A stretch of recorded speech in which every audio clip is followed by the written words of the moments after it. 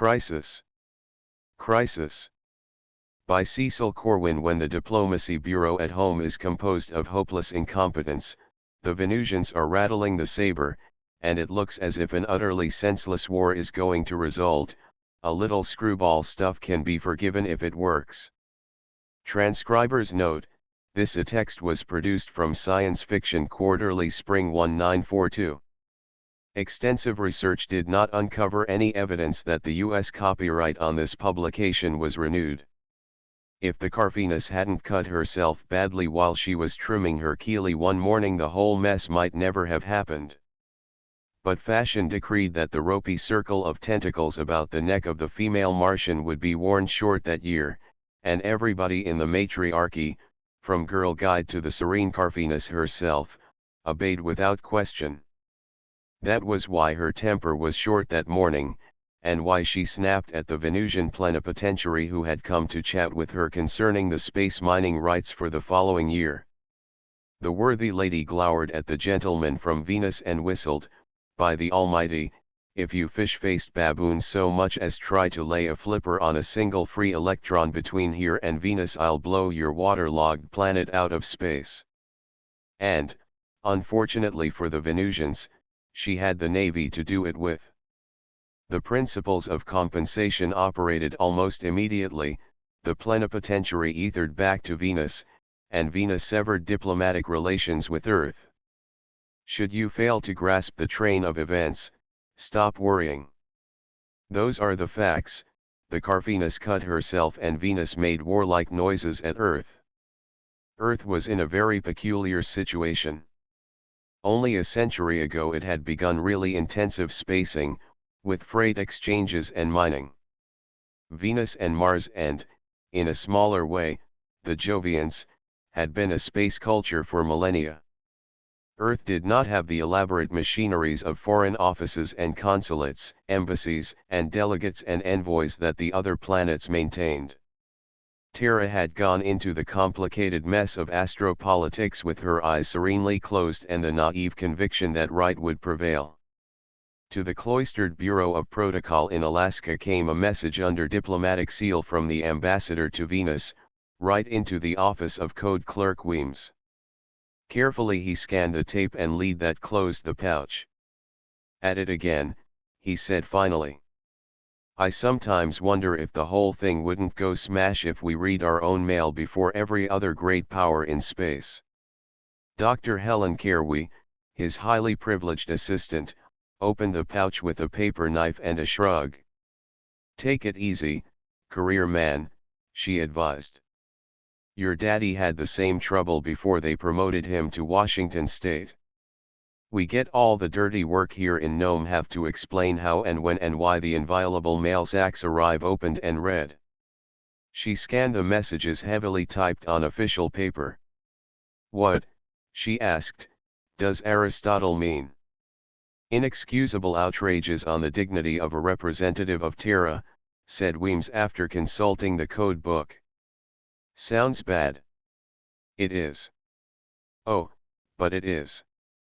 They took Ambassador Malcolm and painted him bright blue, then drove him naked through the streets of Venusport." "Whew," whistled Weems. "That's an Aristotle if I ever heard one. What do we do now?"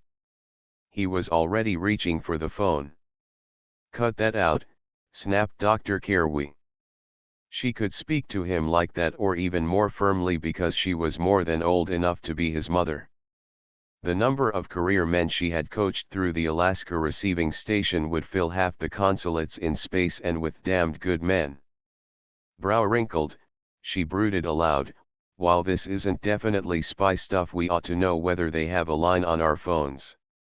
Don't get Washington, try intelligence in Wyoming." Meekly Weems rang the Central Intelligence Division. After a hasty conversation he turned to Dr. Carey. "They say that we're being tapped, probably by Martians. What do I do?" "Thank the man nicely and hang up." Weems obliged. "Now," said Dr. Carey, "the sooner Washington hears of this, the better. And if the Martians hear of this later, much better. What we have to avoid is the Martians being able to let the Venusians know with any degree of credibility that Earth is very, very angry about the Aristotle. Because that will get Venus very angry and virtuous. Which will get Earth very dignified and offensive, snotty, I might even say. I notice, commented Weems, that Mars is practically out of the picture. Except as a silent purveyor of fighting ships to both sides, is it? It is. You learn quickly and cleanly. We'll have to go to Washington ourselves with the pouch.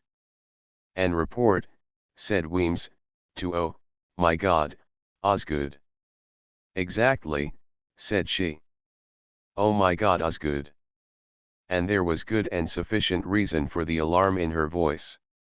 In the chased marble structure that housed the diminutive Foreign Office that Terra thought it sufficient to maintain, there were to be found persons who would be kicked out of any other department of the government in 2 seconds flat.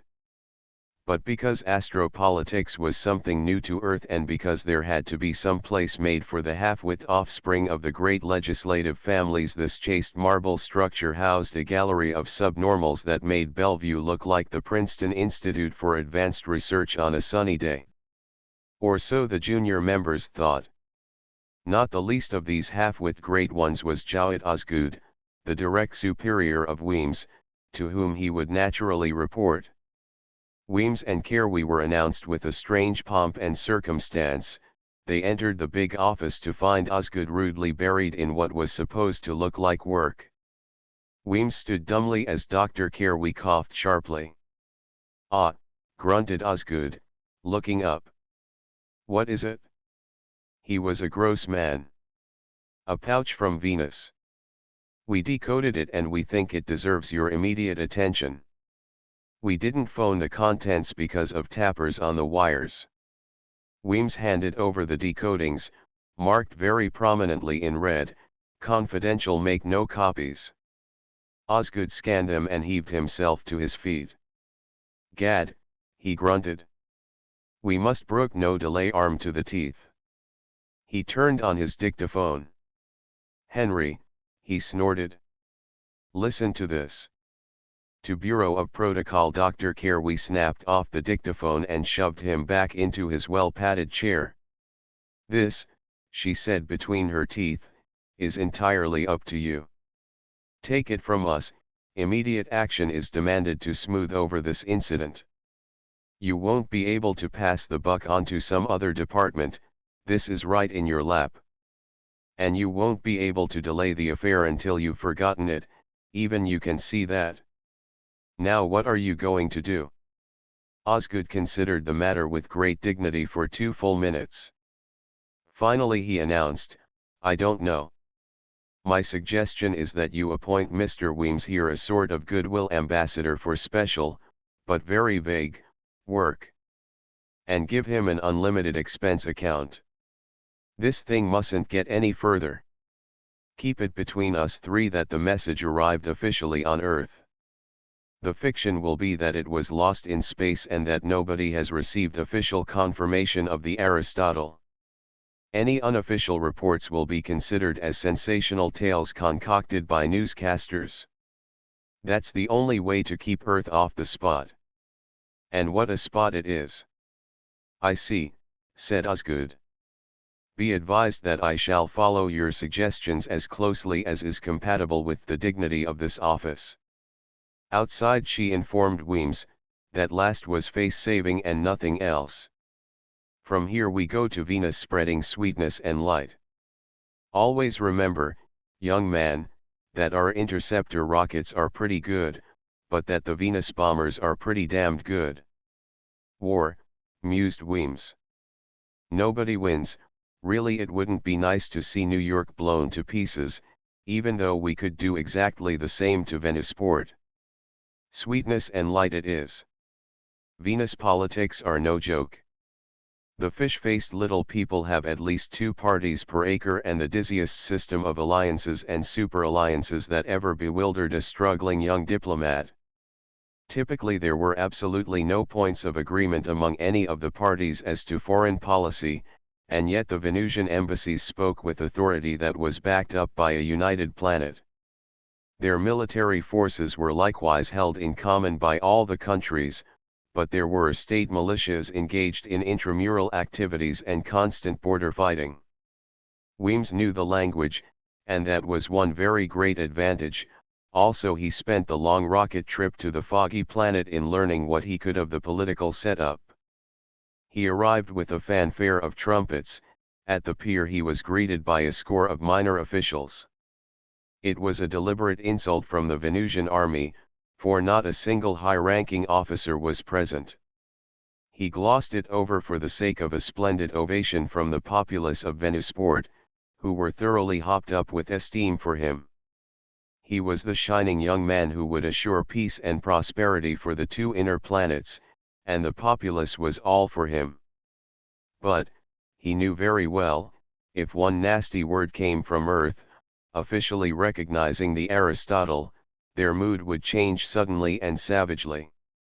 And that was what he had to be ready for. He didn't trust the fat-headed Osgood.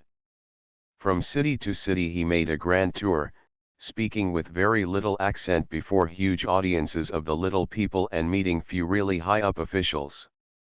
Everywhere he went he met with disapproval from the public officers.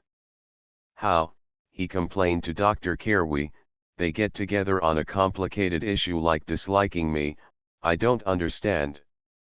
With a grim look about the hotel room she explained, it's the army. They must be partly in the pay of Mars. You're the finest thing that's happened in the way of friendly relations between Earth and Venus.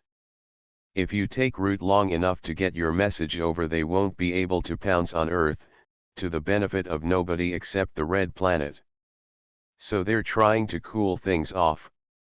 Again the nervous glance around the room. What's that for? Dictaphones. But I don't think there are any. So at the risk of getting mushy I'm going to tell you just what I think of your job.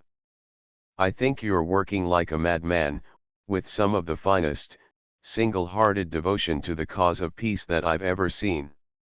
If you keep this up and handle the rest of your life the way you're handling this part you won't be immortal, not the way Osgood is going to be with a bust in the rotunda of the Capitol and a chapter in the history books.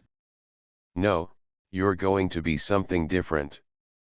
There are going to be Venusians and Martians and Earthmen who'll talk about you many, many years from now.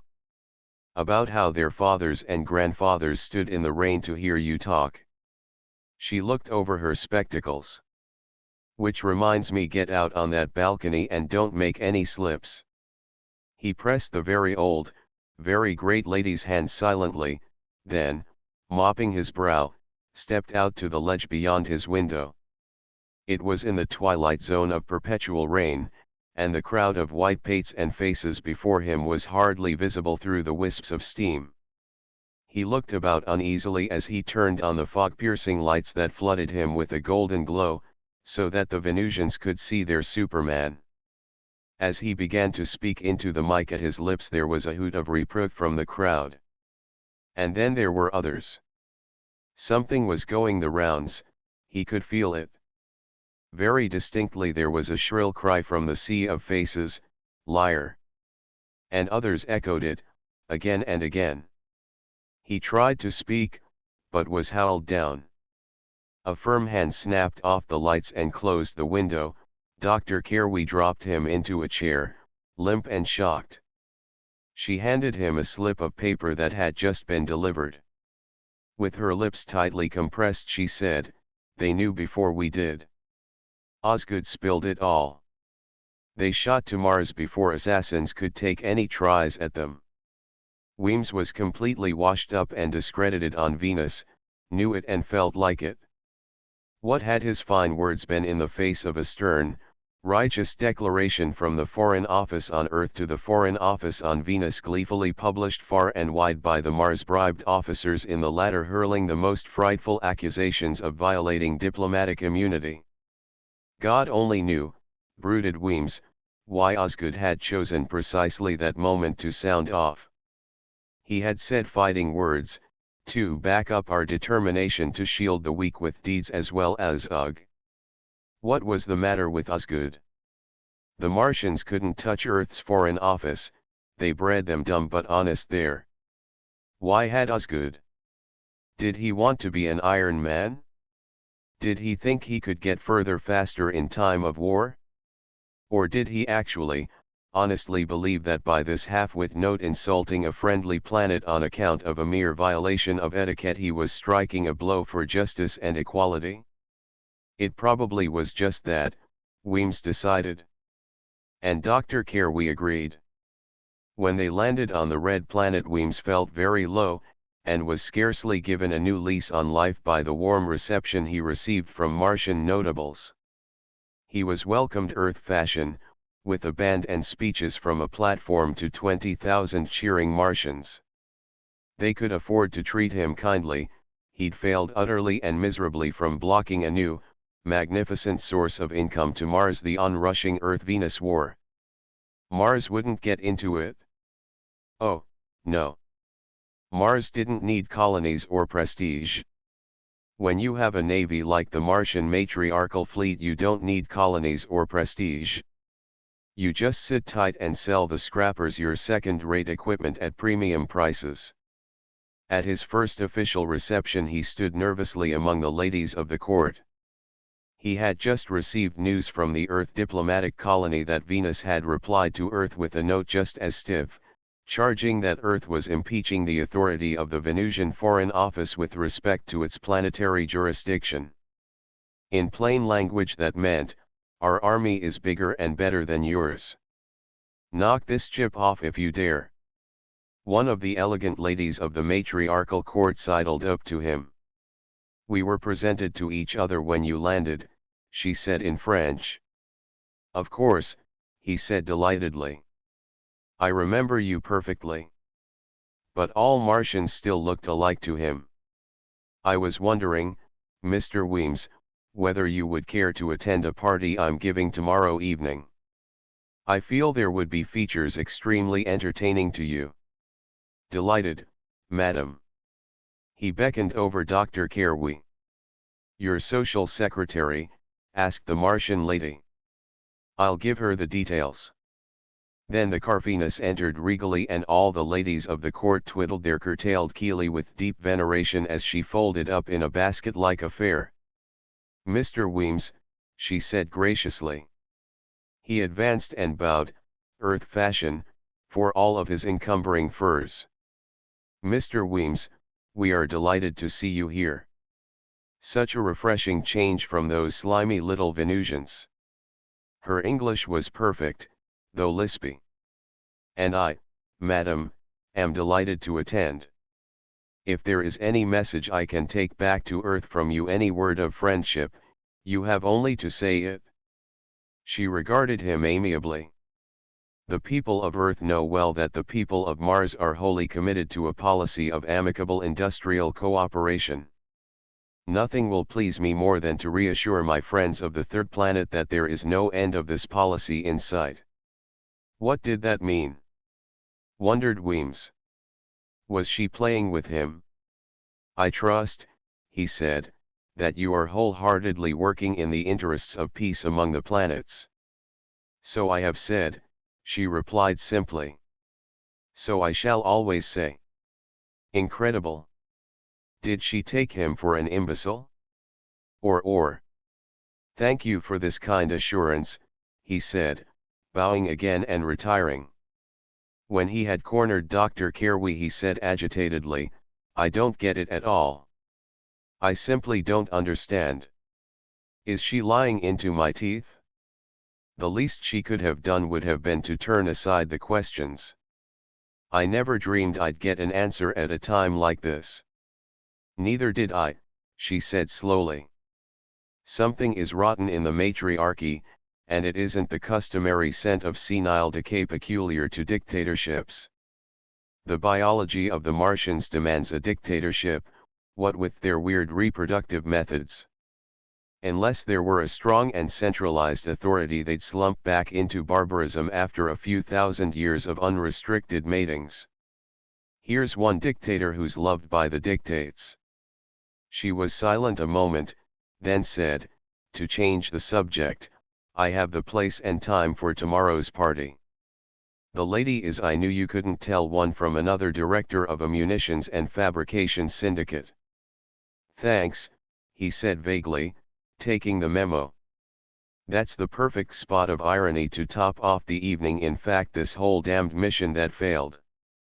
He went to the party with Dr. Kerwi, both thoroughly wrapped up in fur and wool against the Martian 10 below temperature. And they carried thermos flasks full of hot coffee for an occasional warming nip in a dark corner. Anything but that would be unmannerly. His hostess presented Weems to her husband, brother, nephew, an example of the ungodly family relationships into which their anatomy naturally led. The creature was very much smaller than the female, and spoke only Martian, which the Earthman could not handle except sparingly. He got the idea that they were talking about auriferous sand, but how they got onto the subject he did not understand. He excused himself as quickly as he could and retreated for some of the steaming coffee. Earthman, of course, said a hearty voice. He turned to see a curious, stubby person, quite human in his appearance, but with a somehow distorted look as though he had been squeezed in a hydraulic press. And the person wore elaborately ornamental trappings of a blackish silver metal. You must be a Jovian, he said, corking the thermos. I've never seen one of your people before. You're more a human than these others. So they say. And you're the first Earthman I've ever seen. You're very along. They both laughed, then the Jovian introduced himself as a pilot on the regular IO Mars freighters. He waved off Weems' introduction. Don't bother, Weems, he said. I know of you. Indeed. There was a pause. With the diplomatic instinct to avoid embarrassment whenever possible, the Earthman asked, why don't your people appear more often on Earth? You could chuck some of that osmium you have to wear here on Mars. This. The Jovian gestured at his trappings. A mere drop in the bucket. I have 100 weight in each shoe. But the reason is that Earth is relatively undeveloped in its space culture, though, of course, much better developed than Jupiter. There are so few of us, 50 millions on the whole planet. He shrugged whimsically. We're growing, of course. There was a polygamy decree a few years ago, did you hear of it? No, I'm sorry to say I know nothing at all about your planet. I'm in the diplomatic service. Studying Venus, mostly. So? Perhaps you are the wrong man to come to, then. We know nothing about these matters. Is there a person more appropriate to whom I ought to broach the idea of a rapprochement between our two worlds? Weems was rocked back on his heels. Unheard of. Diplomacy as casual as this was tantamount to an interplanetary incident. The Jovian continued casually as before, you see, we've no navy and don't need space rights. It's strictly commercial, so we haven't got any foreign office. We hardly trade at all with Venus and Earth, and our Mars relations are settled by treaty once every 4 of the Mars years. Excuse me, said Weems abruptly. He had just caught a high sign from Dr. Kerwi, who was holding a flimsy like a dead rat. He sidled over to her inconspicuously. Well, what turned up? The chip, she said breathlessly, has been knocked off. I just got this from our embassy messenger. It's a copy of the note the Earth FO just sent to Venus. The Earth FO assures Venus that not only does Earth impeach the Venus FO but that she is prepared to put its jurisdiction to trial. She handed him the flimsy. He scanned it almost unbelievingly. The so-and-sos, he commented inaudibly.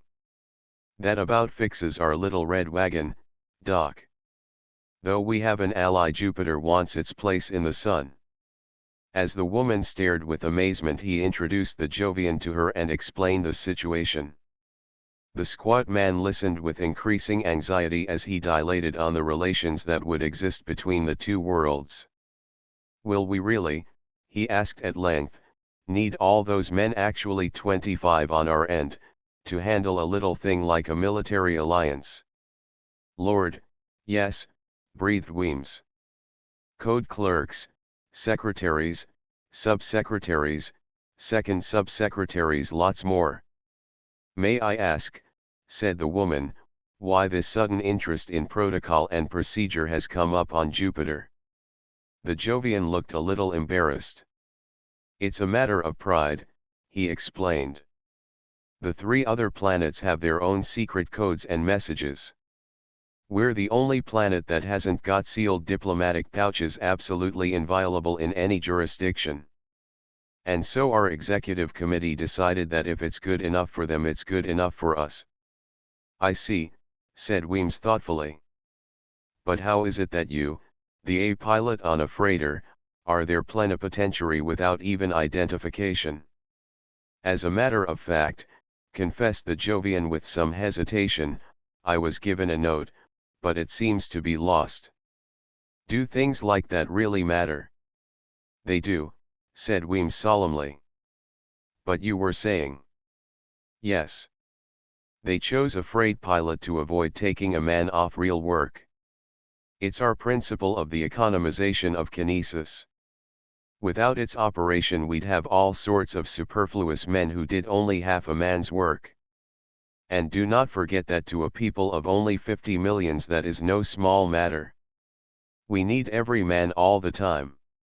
As to the treaty necessary, said the woman, would you prefer it to be secret or published? Secret, promptly replied the Jovian. It'll be more fun that way. Up dashed a very young sub-attaché from the Earth Embassy. Excuse me, he shrilled, his voice breaking. But you have to come at once. It's important as the very devil, sir, if you will excuse. He found himself addressing empty air and an amused Jovian. The 2 Earth people had flown to their sandcar. They had been waiting for the summons. The ambassador was waiting for them, grim and white. He was no fool, this ambassador. His punishment for that was the dusty job on Mars instead of an office on Terra. He had just removed the earphone clamps, they saw, the diplomatic receiver set was on his desk. Without waiting for a question from them, he said, the good word is ultimatum. God, said Dr. Carewey, her old face quite white. When? Snapped Weems, taking out pencil and paper. Note delivered to Venus FO. That's the note from Earth, and 10 minutes or so later lynching of Venusians on the staff of the Earth Embassy by an outraged populace. Foolish defense by Earthmen attached to the embassy. Several of them killed. Stronger note from Earth. Why didn't Venus FO notify immediately and offer indemnities? Very strong reply from Venus FO. Chip on the shoulder. Earth knocks off chip. That's the last you saw at your party. Then ultimatum from Venus giving Earth 12 scenes to apologize profoundly and offer an indemnity in good faith. And when is the time up? The 12 scenes will come to an end. The ambassador consulted his watch. About 48 hours from now. There was a long pause, broken at last by a muffled groan from the ambassador. Damn it, oh, damn it, he wailed. Why do the idiots have to fight? There's trade enough for everybody, isn't there? And, of course, said Weems, Earth will never back down. Not in a million years. They're built like that. And if they did back down, Venus would be sure of herself and force a war. Well, said the woman quietly. Are you just going to sit here? Suggestions are in order, said the young man unhappily. You'll have to work like hell to stave this off, warned the woman. Ready and willing, doctor.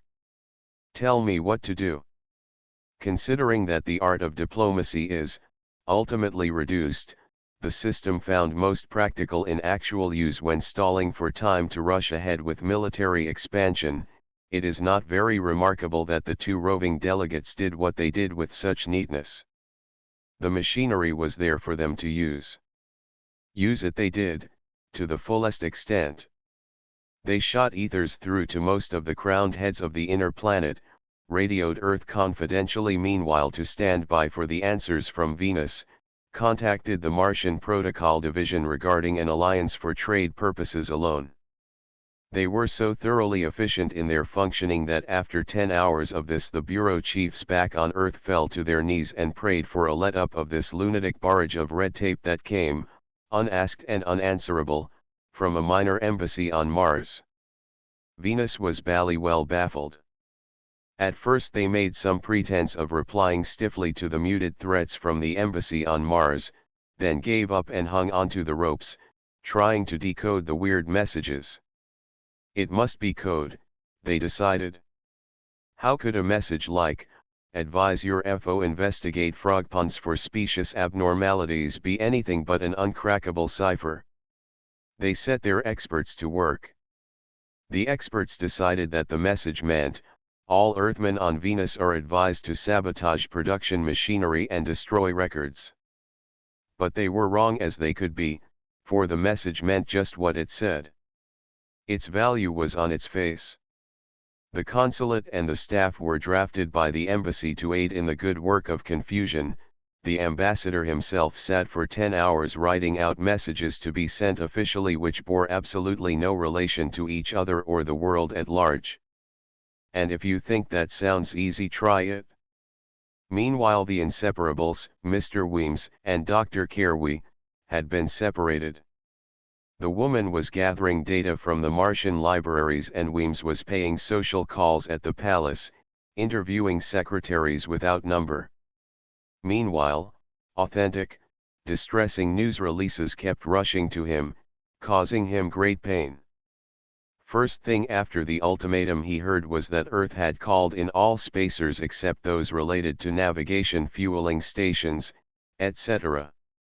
Venus retaliated in like, and furthermore towed out the gigantic battle islands, used to fuel fighting ships. Earth retaliated in like, and furthermore began skirmishing war games around midway between Terra and Luna. By the time the 10 hours of lunatic messages were elapsed, the two great fleets of Earth and Venus were face to face midway between the planets, waiting for orders from the home planets to fire when ready. For the love of heaven, he pleaded with the secretary to the Carvenus, they won't even wait for the ultimatum to elapse. There's going to be a space war in 2 hours if I don't get to see her serene tentaculosity.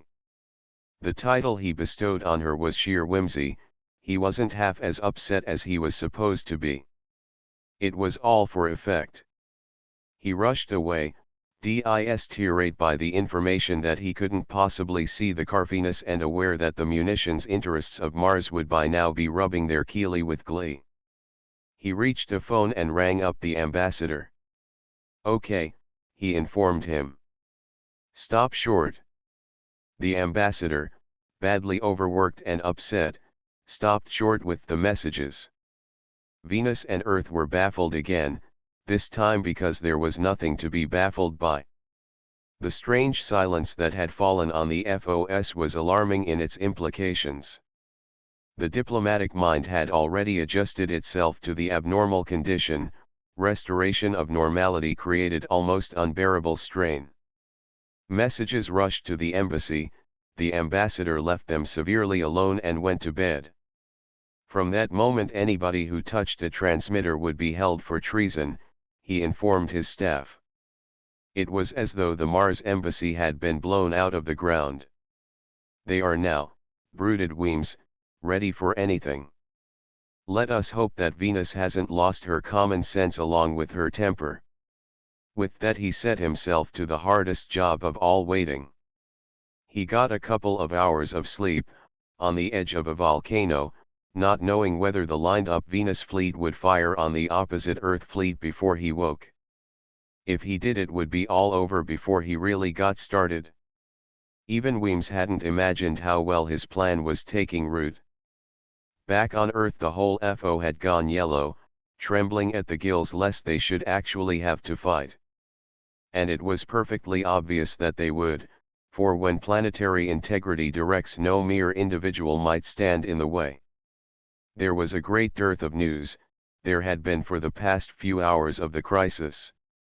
Since that god-awful business from the Mars embassy stopped and the entire staff there had presumably been shot in the backs while hard at work fabricating incredible dispatches, there was a mighty and sullen silence over the air, ether, and subetheric channels of communication. On Venus things were pretty bad too.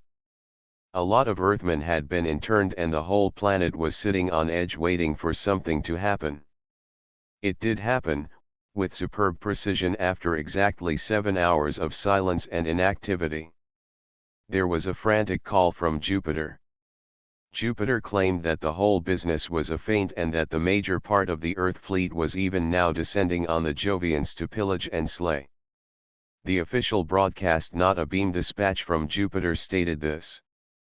Earth promptly denied everything, in a stiff-necked communique. Venus grinned out of the corner of its mouth.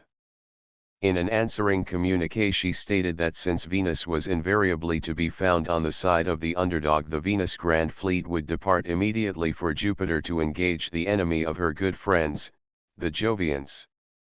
Earth, to demonstrate her good faith, withdrew her own fleet from anywhere near the neighborhood of Jupiter, going clear around to the other side of the Sun for maneuvers. Lovers of peace drew great, relieved sighs. The face-to-face had been broken up. The ultimatum had been forgotten in Earth's righteous stand that she had not invaded Jupiter or intended to.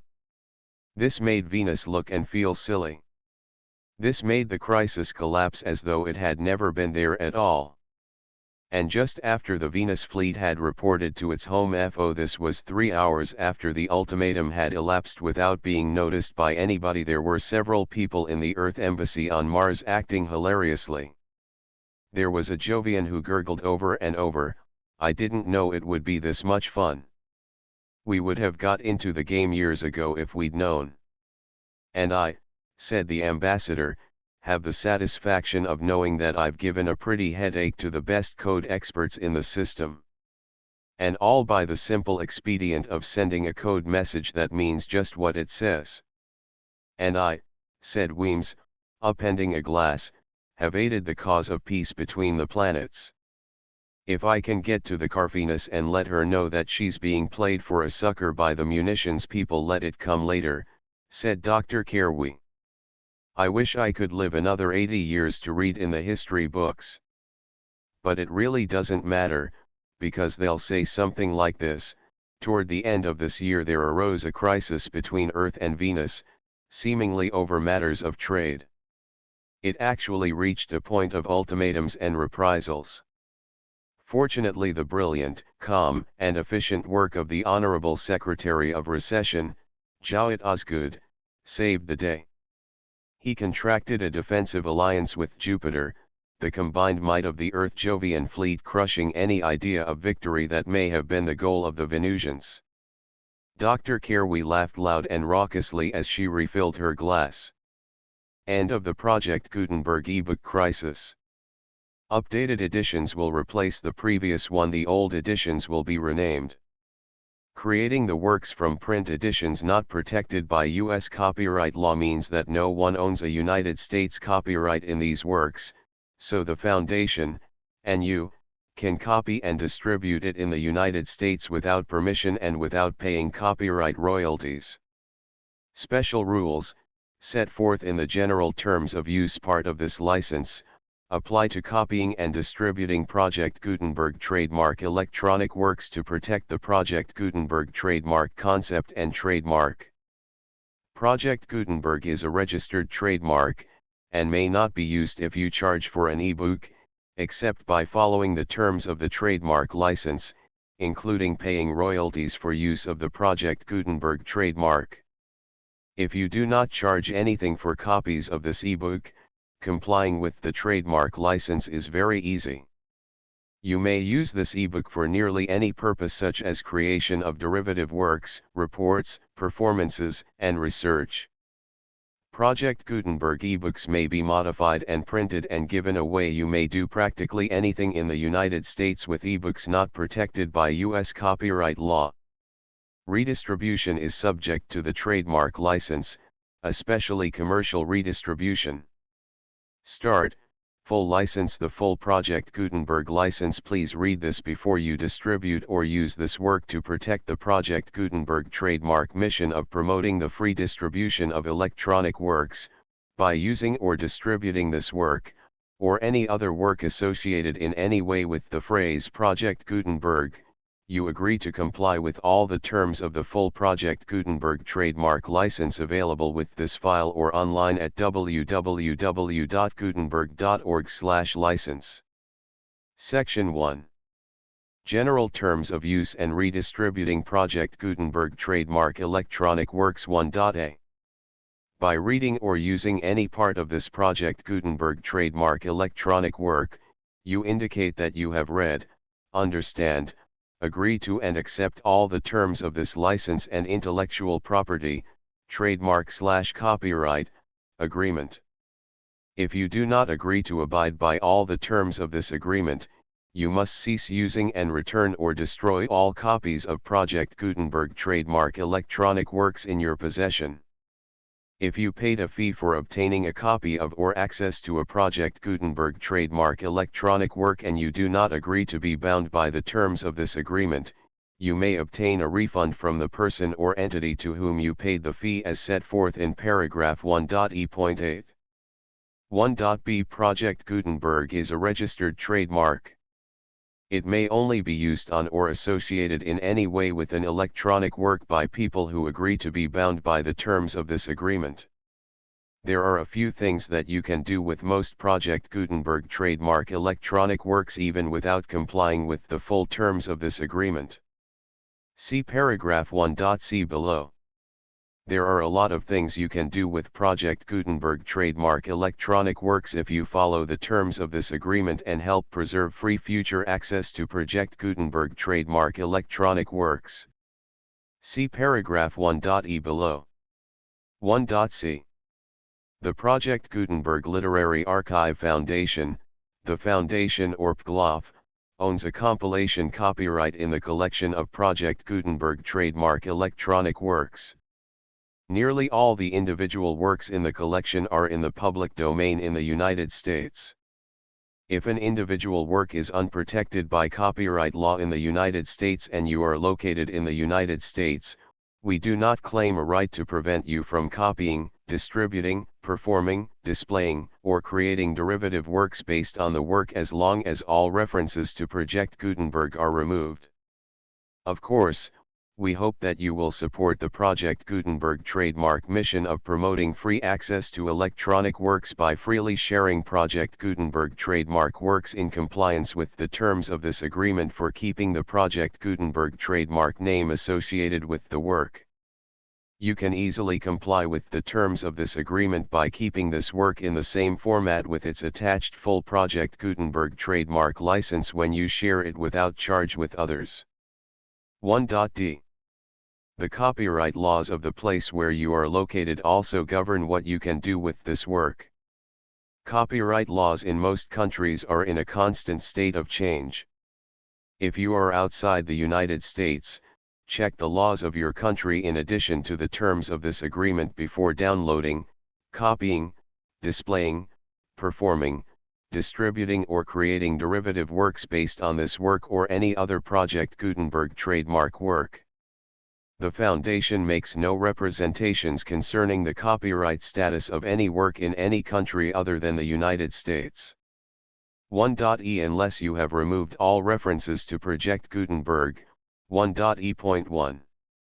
The following sentence, with active links to, or other immediate access to, the full Project Gutenberg trademark license must appear prominently whenever any copy of a Project Gutenberg trademark work, any work on which the phrase Project Gutenberg appears, or with which the phrase Project Gutenberg is associated, is accessed, displayed, performed, viewed, copied or distributed. This ebook is for the use of anyone anywhere in the United States and most other parts of the world at no cost and with almost no restrictions whatsoever. You may copy it, give it away or reuse it under the terms of the Project Gutenberg license included with this ebook or online at www.gutenberg.org. If you are not located in the United States, you will have to check the laws of the country where you are located before using this ebook. 1.e.2 If an individual Project Gutenberg trademark electronic work is derived from texts not protected by U.S. copyright law, does not contain a notice indicating that it is posted with permission of the copyright holder, the work can be copied and distributed to anyone in the United States without paying any fees or charges. If you are redistributing or providing access to a work with the phrase Project Gutenberg associated with or appearing on the work, you must comply either with the requirements of paragraphs 1.e.1 through 1.e.7 or obtain permission for the use of the work and the Project Gutenberg trademark as set forth in paragraphs 1.e.8 or 1.e.9. 1.e.3 If an individual Project Gutenberg trademark electronic work is posted with the permission of the copyright holder, your use and distribution must comply with both paragraphs 1.e.1 through 1.e.7 and any additional terms imposed by the copyright holder. Additional terms will be linked to the Project Gutenberg trademark license for all works posted with the permission of the copyright holder found at the beginning of this work. 1.e.4 Do not unlink or detach or remove the full Project Gutenberg trademark license terms from this work, or any files containing a part of this work or any other work associated with Project Gutenberg trademark. 1.e.5 Do not copy, display, perform, distribute or redistribute this electronic work, or any part of this electronic work, without prominently displaying the sentence set forth in paragraph 1.e.1 with active links or immediate access to the full terms of the Project Gutenberg trademark license.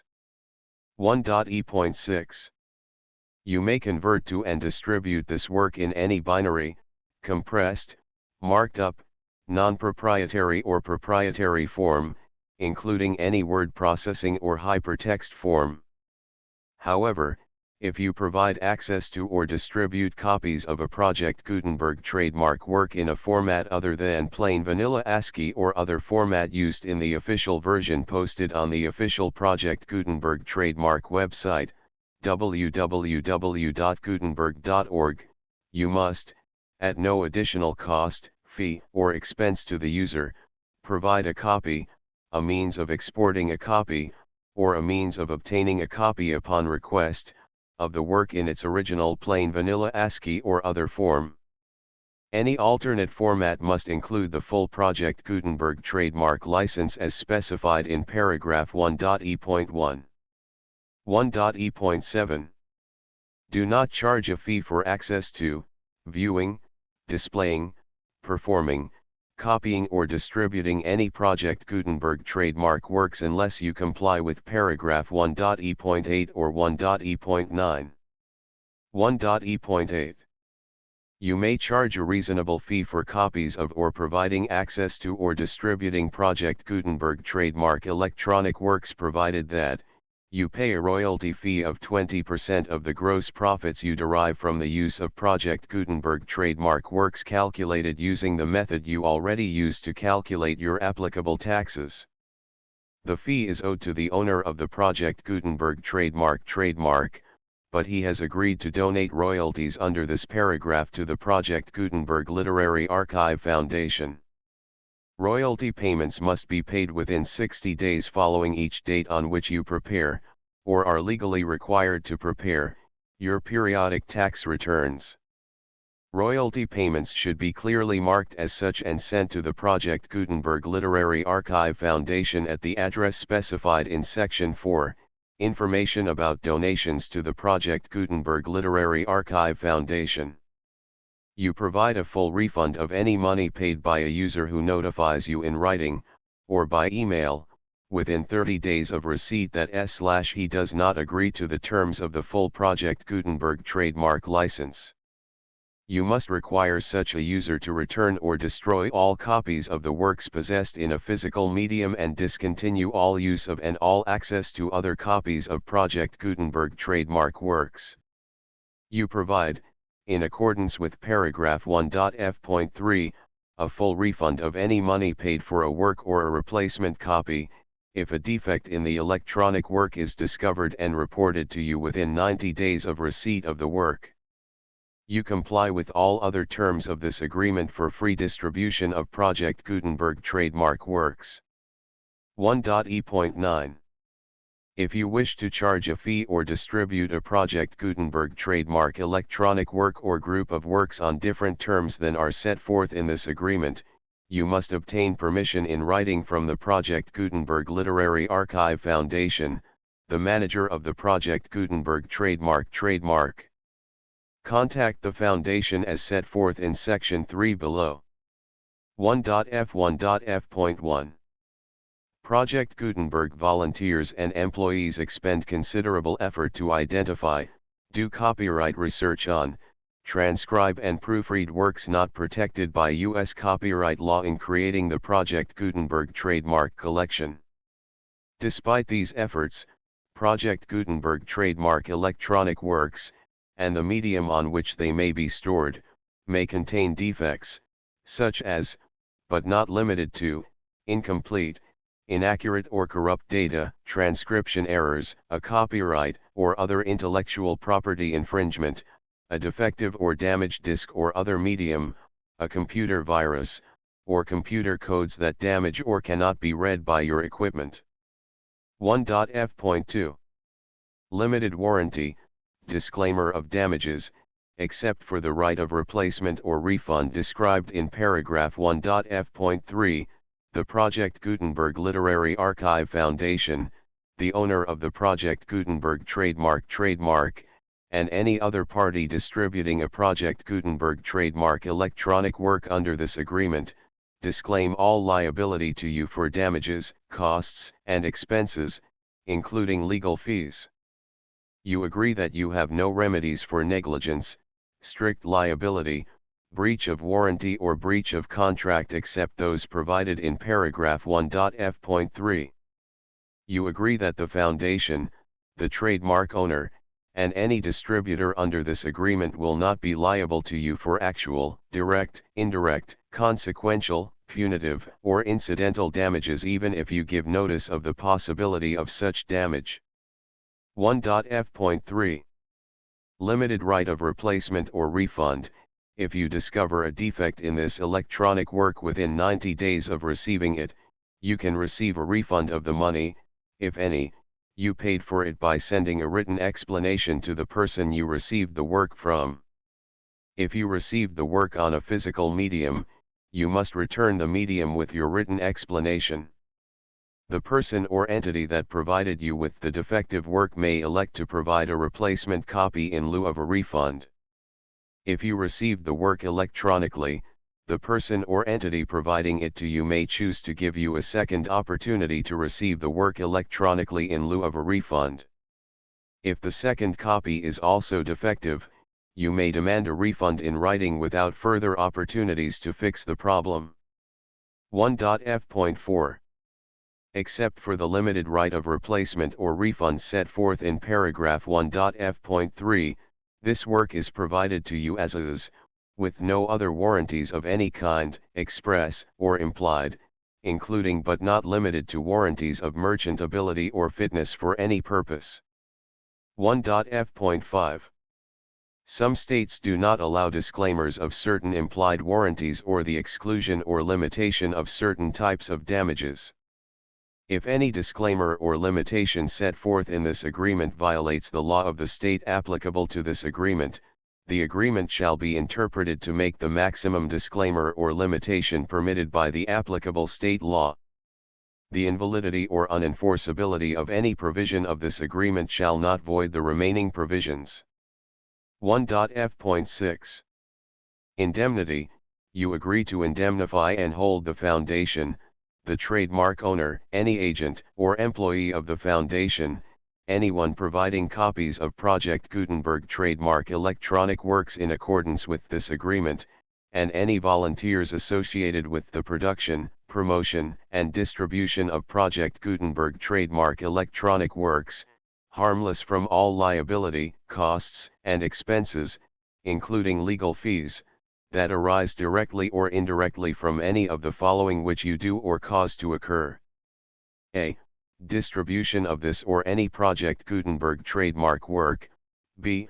Alteration, modification, or additions or deletions to any Project Gutenberg trademark work, and C. Any defect you cause. Section 2. Information about the mission of Project Gutenberg trademark. Project Gutenberg trademark is synonymous with the free distribution of electronic works in formats readable by the widest variety of computers, including obsolete, old, middle-aged, and new computers. It exists because of the efforts of hundreds of volunteers and donations from people in all walks of life. Volunteers and financial support to provide volunteers with the assistance they need are critical to reaching Project Gutenberg trademark's goals and ensuring that the Project Gutenberg trademark collection will remain freely available for generations to come. In 2001, the Project Gutenberg Literary Archive Foundation was created to provide a secure and permanent future for Project Gutenberg trademark and future generations. To learn more about the Project Gutenberg Literary Archive Foundation and how your efforts and donations can help, see sections 3 and 4 and the Foundation information page at www.gutenberg.org. Section 3. Information about the Project Gutenberg Literary Archive Foundation. The Project Gutenberg Literary Archive Foundation is a nonprofit 501(c)(3) educational corporation organized under the laws of the state of Mississippi and granted tax-exempt status by the Internal Revenue Service. The Foundation's IN or Federal Tax Identification Number is 64-6221541. Contributions to the Project Gutenberg Literary Archive Foundation are tax-deductible to the full extent permitted by U.S. federal laws and your state's laws. The Foundation's business office is located at 809 North 1500 West, Salt Lake City, Utah 841-16808-596-1887. Email contact links and up-to-date contact information can be found at the Foundation's website and official page at www.gutenberg.org/contact. Section 4. Information about donations to the Project Gutenberg Literary Archive Foundation. Project Gutenberg trademark depends upon and cannot survive without widespread public support and donations to carry out its mission of increasing the number of public domain and licensed works that can be freely distributed in machine-readable form accessible by the widest array of equipment, including outdated equipment. Many small donations, $1 to $5,000, are particularly important to maintaining tax-exempt status with the IRS. The Foundation is committed to complying with the laws regulating charities and charitable donations in all 50 states of the United States. Compliance requirements are not uniform and it takes a considerable effort, much paperwork, and many fees to meet and keep up with these requirements. We do not solicit donations in locations where we have not received written confirmation of compliance. To send donations or determine the status of compliance for any particular state, visit www.gutenberg.org/donate. While we cannot and do not solicit contributions from states where we have not met the solicitation requirements, we know of no prohibition against accepting unsolicited donations from donors in such states who approach us with offers to donate. International donations are gratefully accepted, but we cannot make any statements concerning tax treatment of donations received from outside the United States. U.S. laws alone swamp our small staff. Please check the Project Gutenberg web pages for current donation methods and addresses. Donations are accepted in a number of other ways, including checks, online payments, and credit card donations. To donate, please visit www.gutenberg.org/donate. Section 5. General information about Project Gutenberg Trademark Electronic Works. Professor Michael S. Hart was the originator of the Project Gutenberg trademark concept of a library of electronic works that could be freely shared with anyone. For 40 years, he produced and distributed Project Gutenberg trademark ebooks with only a loose network of volunteer support. Project Gutenberg trademark ebooks are often created from several printed editions, all of which are confirmed as not protected by copyright in the US unless a copyright notice is included. Thus, we do not necessarily keep ebooks in compliance with any particular paper edition. Most people start at our website, which has the main PG search facility, www.gutenberg.org. This website includes information about Project Gutenberg trademark, including how to make donations to the Project Gutenberg Literary Archive Foundation, how to help produce our new ebooks, and how to subscribe to our email newsletter to hear about new ebooks. Crisis. The full Project Gutenberg license.